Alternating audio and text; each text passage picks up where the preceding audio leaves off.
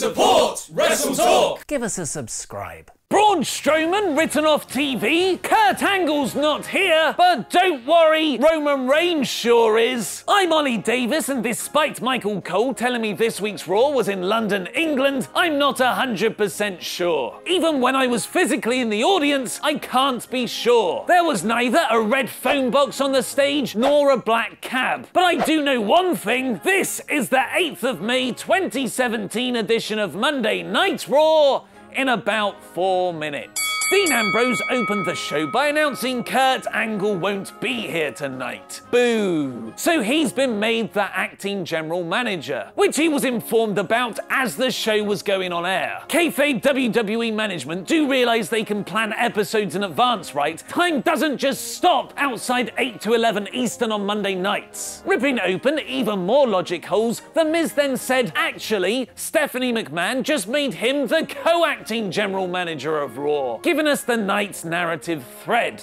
Ambrose and Miz booking matches last minute. So art sometimes does imitate life. Their first act was putting Braun Strowman against Kalisto, one of the 3 people ever to have beaten the monster among men. Let that sink in for a moment. Yeah, it's ridiculous. The first match, though, was Ambrose booking his co-GM against Finn Balor. The Miz awarded himself the victory after shenanigans, but not on Dean's show.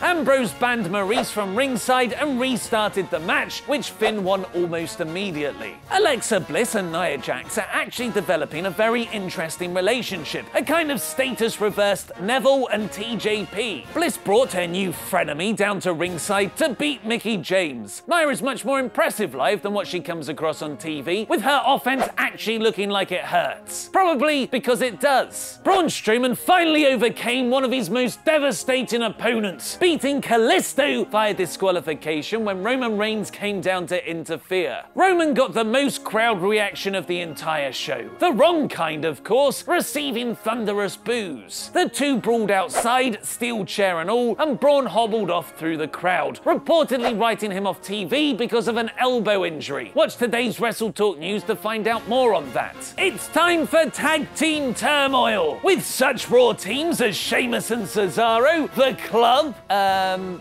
Enzo and Cass. Of course, Enzo and Cass. Don't know why I forgot about those. The Golden Truth, obviously. They just had a really good semi-serious backstage promo before this match.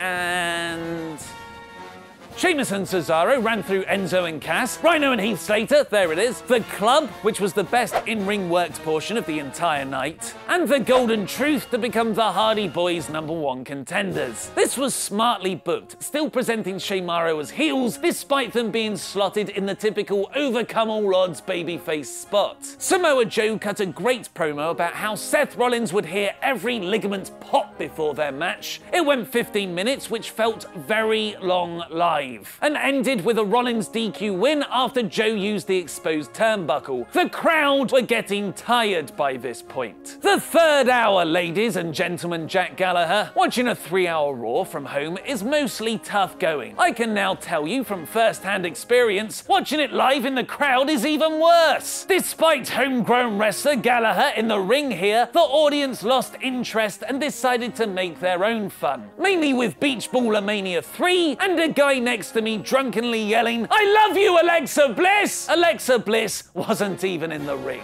TJP beat Jack Gallagher in barely 3 minutes by grabbing the tights. Gallagher lost, so we are in England. Sasha Banks beat 205 Live's mid-card title Alicia Fox in another barely 3-minute match. Fox busted out a beautiful-looking Northern Light suplex, but seemingly botched the pin, accidentally raising her shoulder on 3. Bray Wyatt took on Dean Ambrose in the night's main event, which the Eater of Worlds won after the Miz's interference. Dean was somewhat protected by kicking out of a championship opportunity to the skull, with Wyatt having to deliver a Sister Abigail to finish him off. So that was this week's Raw in about 4 minutes. Here's the usual ratings recap from top to bottom, in awe, core, average, poor, and bore. I'll reveal my rating very shortly, but first, vote in the poll above my head to give yours. I'll announce the results in tomorrow's WrestleTalk news. I've always said to people, look, even if WWE isn't your thing, you should still go to their live shows because you'll have fun. That's been my past experience. Watching at home is one thing, being there live is another. I'm sad to say I can no longer make that recommendation. Despite being surrounded by awesome people and having a lot of fun before the show started, experiencing an episode of Raw live, that is not a house show, was painful. My best guess is that WWE's current television product very poorly translates to a live crowd, which is why the audience sounded so dead on TV throughout the night. Because the show was, to be frank, boring, predictable, long. The only real pops were for entrances and finishes. UK wrestling crowds are considered among the world's rowdiest, but there's only so much we can do. The poor crowd reaction isn't the audience's fault, it's WWE's. This week's Raw is bore. Batista has called out WWE for backstage bull poop in a new interview, and Titus O'Neil is being sued for allegedly beating up a WWE cameraman. Click the videos to the left to find out more and press subscribe. I've been Oli Davis, and that